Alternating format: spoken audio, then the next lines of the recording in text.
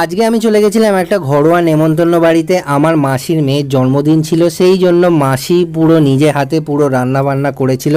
ভাত ছিল, ভাতের সাথে ছিল মটর ফটর দিয়ে ডাল, ডালটা লেবু দিয়ে মেখে খাচ্ছিলাম, হেভি লাগছিল। সাথে ছিল আলুর চিপস, সব কিছু দিয়ে মেখে খাচ্ছিলাম, ব্যাপারটা বেশ ভালোই লাগছিল। তারপরেই চলে আসে চিংড়ি মাছের মালাইকারি।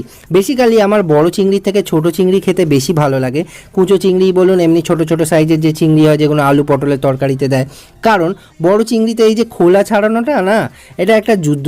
ভেটকি মাছের পাতুরিতেও যদি কলা পাতাটা দড়িটা একটু টাইট করে বেঁধে দেয়, ওটাও যেমন খুলতে কষ্ট হয়, সেরকম এই চিংড়ি মাছের মালাইকারি থেকে যখন খোসাটা ছাড়াতে হয়, এটাও একটা কষ্টকর ব্যাপার। দু হাতে তো আর করা যায় না, লোকে ড্যাব ড্যাব করে তাকিয়ে থাকবে দু হাতে করলে নেমন্তন্ন বাড়িতে। বাড়িতে হলে না দু হাতে করা যায়, কিন্তু যাই হোক এই কষ্ট সৃষ্ট করে কোনো রকমে ছাড়ানোর পর খাচ্ছিলাম, ব্যাপারটা খুব ভালোই লাগছিল। অনেকে বলবে যে খোসা সমেতই খেয়ে নিই, কিন্তু খোসা সমেত খাওয়াটা ঠিক নয়। অনেকের আবার চিংড়ি মাছে এই বড় গলদা